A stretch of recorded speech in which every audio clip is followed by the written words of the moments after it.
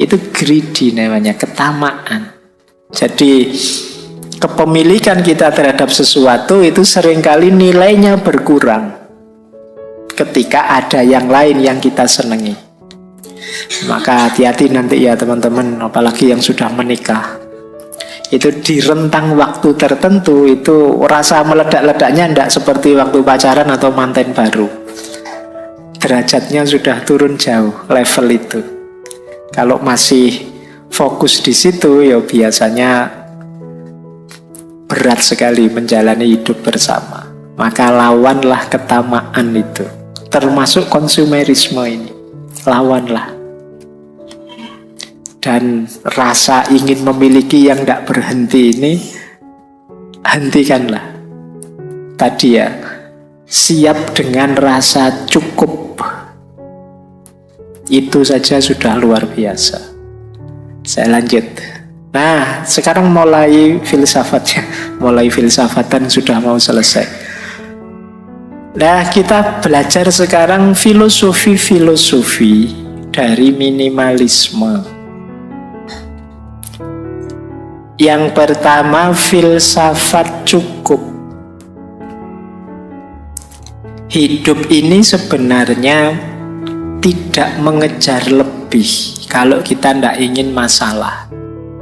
Kata Sokrates, rahasia bahagia, engkau tahu, tidak ditemukan dalam mencari lebih banyak, tetapi dalam mengembangkan kapasitas untuk bisa menikmati lebih sedikit.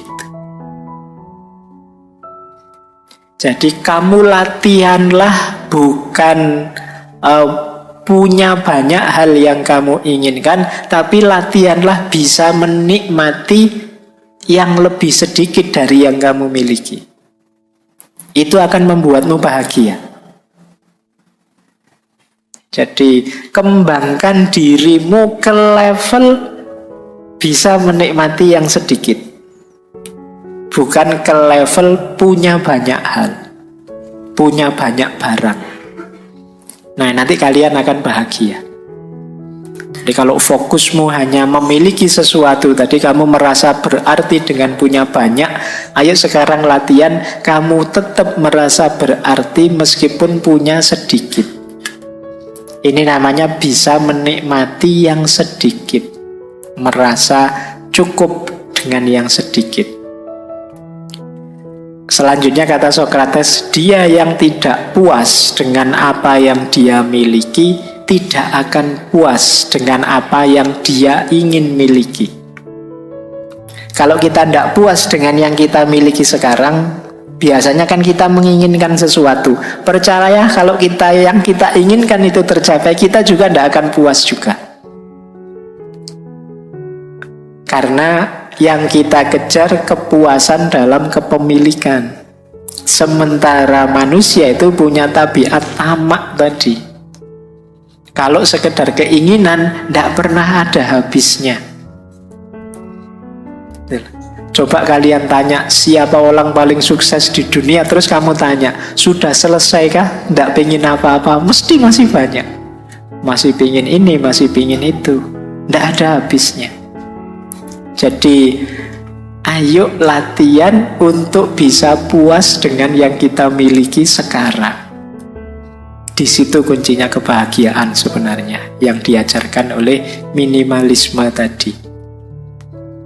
Dan ini dikuatkan oleh Lao Tzu yang bilang orang yang merasa cukup dengan yang ia miliki adalah orang kaya.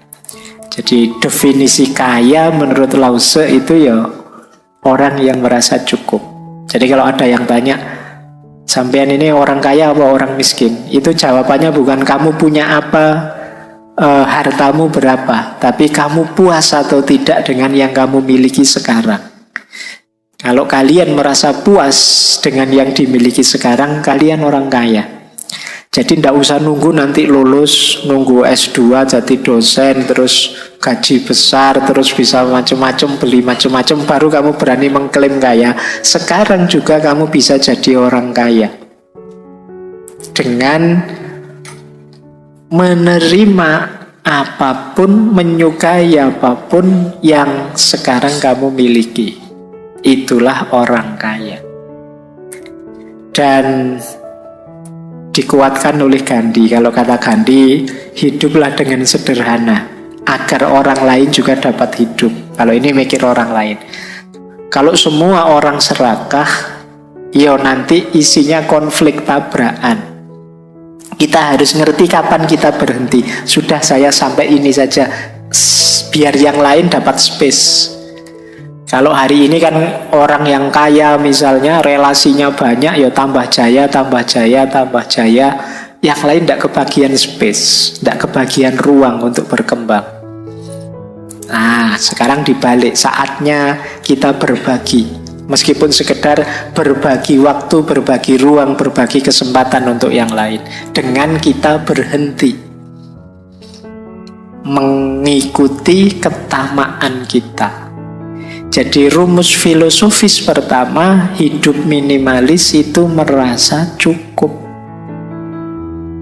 Kita kaya sudah dan tuntas hidup kita. Yang kedua, rumusnya minimalisme itu adalah keinginan.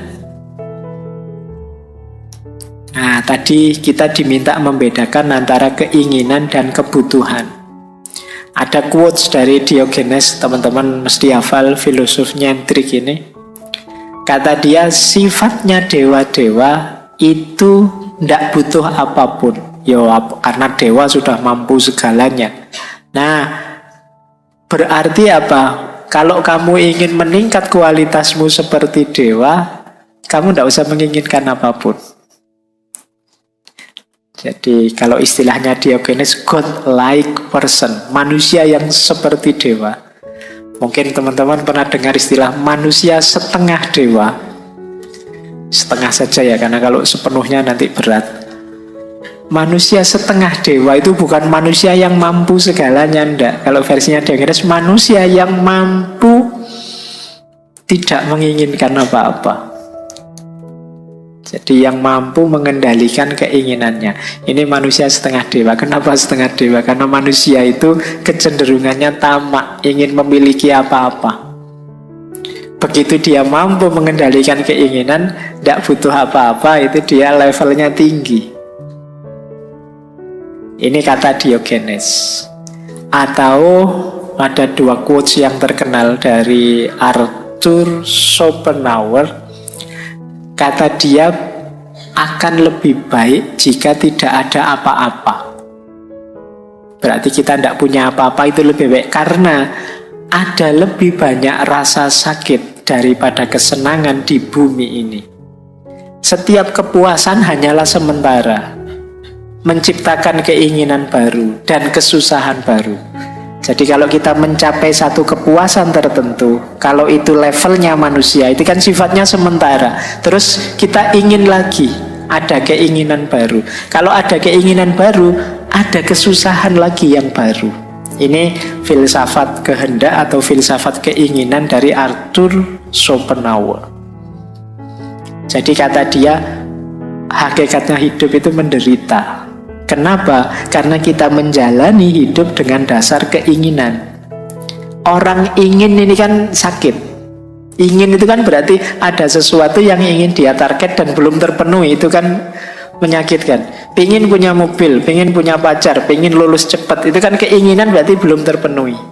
Diri kita merasa sakit, menderita, sampai keinginannya terpenuhi. Sementara ketika keinginan terpenuhi, manusia kan tidak selesai. Ada lagi keinginan yang baru, menderita lagi. Sekarang teman-teman mati-matian ngejar biar lulus cepat misalnya. Begitu wisuda lulus, apa selesai? Kan enggak. Ingin segera dapat kerja Pak, ingin segera ketemu jodoh Pak, ingin segera ketemu jodoh bener nikah. Apa selesai urusanmu? Masih panjang ceritanya, masih banyak keinginan-keinginan yang baru. Jadi hidup ini rentetan dari keinginan ke keinginan. Sementara keinginan itu sesuatu yang menyakitkan. Berarti hakikatnya hidup ini ya penderitaan. Itu versinya Arthur Schopenhauer. Padahal bahkan di balik kesuksesan, di situ ada penderitaan. Kalau kalian mengalami sukses tertentu, jangan lupa ada sisi penderitaan di situ. Baik penderitaan dalam proses menginginkannya maupun mungkin ada hal-hal lain. Di situ ilustrasinya Arthur Schopenhauer, penderitaan hewan yang dimakan selalu lebih besar daripada kesenangan hewan yang makan. Nah, ini maksudnya apa? Ketika kita menaklukkan sesuatu, itu kan ada yang ditaklukkan. Kita menaklukkan itu menang, seneng. Tapi yang ditaklukkan ini rasa sakitnya lebih besar daripada senengnya kita yang menang. Jadi logikanya orang hidup kan kadang pakai logika kalah menang. Padahal kita mengejar kemenangan sementara kita lupa. Saya mengejar kayak tadi, lulus tercepat terbaik. Wah, kamu mati-matian nilaimu A terus. Kamu nggak pernah memperhatikan, ini loh temanmu E terus nilainya. Dia pontang-panting ngejar kamu nggak bisa-bisa. Dia kalah terus. Nah, misalnya. Nah, ini kan hidup yang kalah menang. Penderitaan yang kalah itu jauh lebih besar daripada kesenangan yang menang.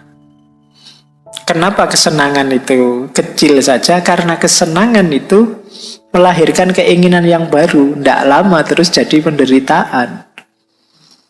Nah, ini gayanya Arthur Schopenhauer. Berarti apa kuncinya bahagia? Kalimat pertama itu. Kalau gitu ya lebih baik tidak usah apa-apalah. Tidak usah ingin macam-macam. Nambah masalah. Nah, itu dasar filosofinya minimalis. Oke, saya lanjutkan. Nah, ini beberapa juga saya ambil dari stoikisme. Banyak orang tadi saya bilang mengaitkan minimalisme dengan stoikisme. Karena memang gagasan-gagasan stoikisme itu banyak yang relate dengan minimalisme. Misalnya itu ada kalimat dari Epictetus, kekayaan itu tidak terdiri dari memiliki banyak harta, tetapi memiliki sedikit keinginan. Nah, ini tadi sudah dijelaskan ya, cirinya orang kaya. Terus kebalikannya kata Seneca, bukan orang yang memiliki terlalu sedikit, tetapi orang yang menginginkan lebih. Itulah miskin. Selama kita masih ingin macam-macam dan belum keturutan, sebesar apapun harta kita, kita hitungannya masih miskin. Terus kalau ini Marcus Aurelius, energi dan waktumu sama-sama terbatas. Jadi jangan sia-siakan mereka pada apa yang dilakukan, dipikirkan, dan dikatakan oleh orang-orang yang tidak penting dalam hidupmu. Jadi ini berhubungan dengan hubungan kita dengan yang lain. Tadi kan saya bilang awas salah persepsi, minimalisme itu tidak hanya barang, termasuk juga orang.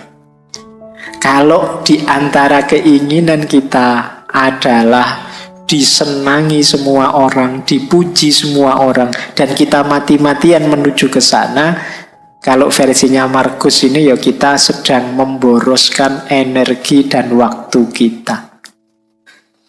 Eman-eman. Ayo kita gunakan saja untuk yang manfaat. Biarlah ada orang tidak setuju, tidak suka. Asal kita yakin ini baik kok.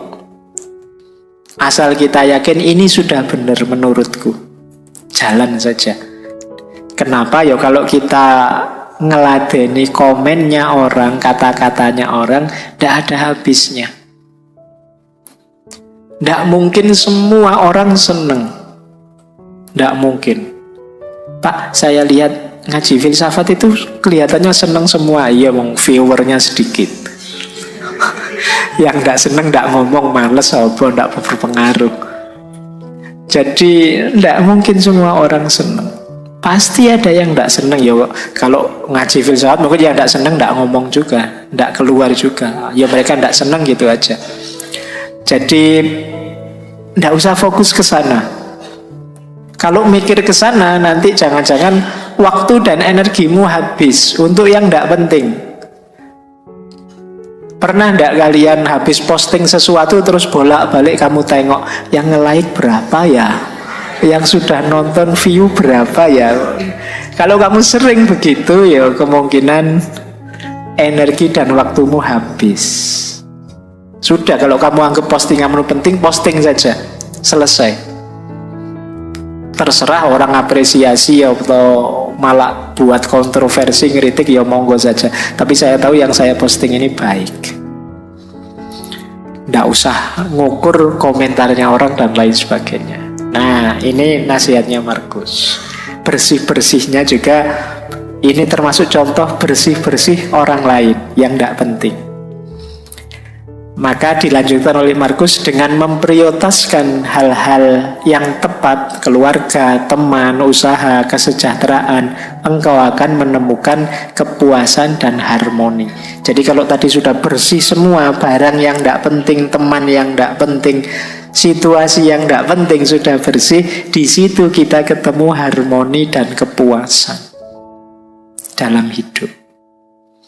Nah, baik. Ini filosofi selanjutnya. Nah, filsafat minimalisme lagi berhubungan dengan menemukan yang lebih hakiki dan berguna. Jadi tadi intinya kan ini sebenarnya, kenapa sih harus dibersihkan, dibuang, diseleksi, dibagikan? Karena tidak hakiki atau tidak berguna. Kata William Morris, jangan engkau memiliki barang yang tidak kau ketahui gunanya atau tidak kau yakini keindahannya. Jadi parameternya dua malah ini, guna dan keindahan. Nah, kata Sokrates lagi, apakah engkau tidak malu begitu peduli pada perolehan uang dan ketenaran dan prestise ketika kamu tidak berpikir atau peduli tentang kebijaksanaan dan kebenaran dan peningkatan jiwamu? Kita itu sering lebih nganggap penting uang, ketenaran, prestise. Prestise itu berarti gengsi. Ketenaran ya nama besar di tengah masyarakat. Uang, kekayaan. Kita sering lebih fokus ke situ daripada yang lebih hakiki. Kalau versinya Sokrates yang lebih hakiki, kebijaksanaan, kebenaran, dan peningkatan kualitas jiwa kita. Ayo fokus ketiga yang hakiki ini dan buanglah fokus ketiga yang awal, uang, ketenaran, prestis. Bukan berarti kita jangan kaya, bukan berarti kita tidak usah terkenal atau apa. Uang, ketenaran, prestis itu efek saja, implikasi logis saja. Kalau kita serius mengejar kebijaksanaan, kebenaran, dan peningkatan jiwa. Jadi kalau kita serius dalam hidup ini, menjalaninya sebijaksana mungkin, sebenar mungkin, dan melakukan perbaikan diri terus-menerus, insya Allah ya kekayaan akan datang. Uang itu otomatis datang. Ketenaran juga akan datang. Prestis, gengsi juga akan hadir. Tidak usah khawatir. Yang sifatnya niscaya tidak usah kamu kejar.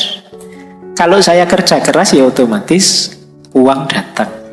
Kalau saya ngomong yang baik-baik, yang benar-benar dan cocok untuk banyak orang, ya otomatis saya akan dikenal orang. Kalau saya melakukan yang baik-baik terus, ya otomatis punya nama baik di tengah masyarakat sudah. Itu implikasi logis. Tidak harus kamu jadikan target. Nah, ada lagi quotes, isi hidupmu dengan pengalaman, bukan barang. Miliki banyak cerita untuk dikisahkan, bukan barang untuk ditampilkan. Jadi alih-alih ngumpulin barang, yuk ngumpulin pengalaman. Tambah pengalaman sebanyak mungkin, biar nanti ada yang diceritakan untuk generasi yang akan datang. Jangan sampai besok kalau kamu dongeng ke anakmu, "Pak, bapak dulu waktu muda gimana sih?" "Gimana ya, Le? Ya bapak yo biasa-biasa saja, tidak ada ceritanya." Itu kan ya tidak enak. Yuk bikin cerita, tulislah dongengmu yang luar biasa, biar bisa dikisahkan pada anak-anakmu. "Bapak pernah ini loh, pernah itu," dan lain sebagainya. Jangan sampai bingung sendiri kamu. "Yo bapak yo sekolah, terus kerja, terus kawin, terus kamu lahir." Copot ceritanya. Tidak ada yang istimewa.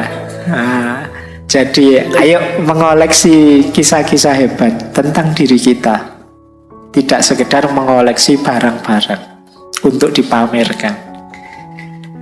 Jadi kita masuk ke yang lebih hakiki dan bermakna. Filsafat yang terakhir, jangan memperumit hidup.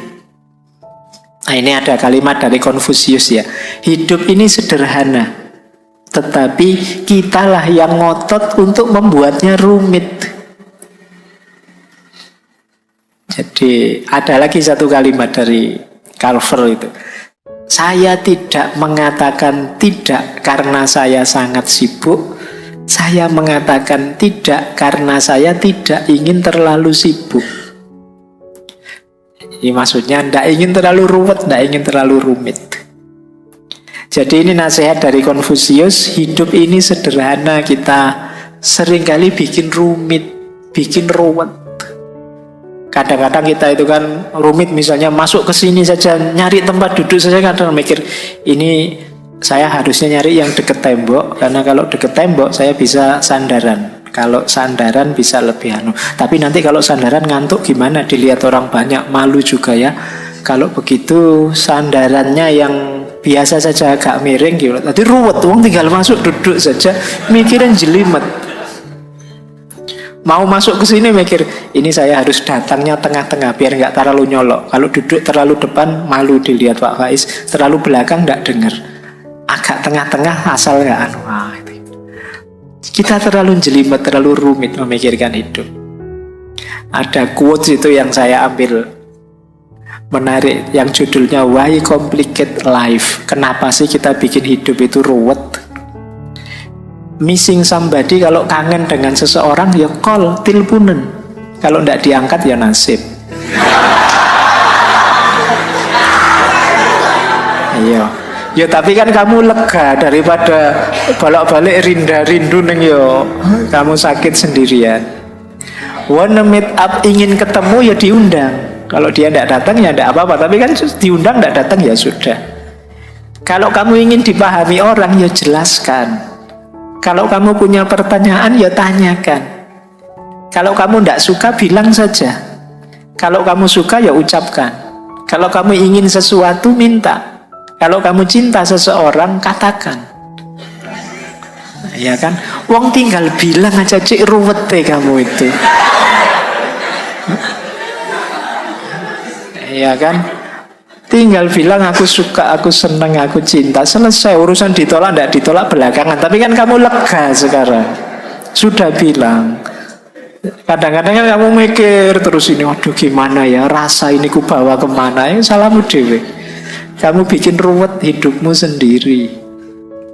Nah, minimalis juga begitu prinsipnya. Sederhana saja, simple saja. Tidak usah terlalu dibikin ruwet. Tidak lulus kuliah ya diulang. Kan selesai. Kamu mikir panjang-panjang ya aslinya tidak lulus ya gimana lagi. Ya kan? Lapar ya makan, haus ya minum, kan gitu. Pak saya pingin puasa Pak, tapi tidak kuat, khawatir sakit ini sakit itu dan lain sebagainya. Ya sudah, kalau tidak kuat kan banyak konsesi-konsesi. Agama saja ngerti, tidak dibikin ruwet. Saya sholat tidak kuat berdiri ya duduk, tidak kuat duduk ya berbaring, tidak kuat berbaring ya pakai isyarat. Itu kan mikirnya simple, tidak ruwet. Kita yang suka membuat ruwet apa-apa banyak hal. Jadi mau apa saja diskusi dulu panjang lebar. Akhirnya kegiatan tidak jalan-jalan. Rapat lama-lama keputusannya kita rapat lagi ya. Wah. Lah terus tadi rapat itu ngomong apa kok terus rapat lagi. Jadi itu kita suka memperumit persoalan. Yuk mikir simpel saja, jangan rumit-rumit. Biar tidak habis waktu, biaya, tenaga, energi untuk yang tidak penting. Nah tentang yang ini boleh nanti dibuka ketika kita membahas overthinking. Overthinking itu jenis ketika kita memperumit sesuatu yang sebenarnya simple.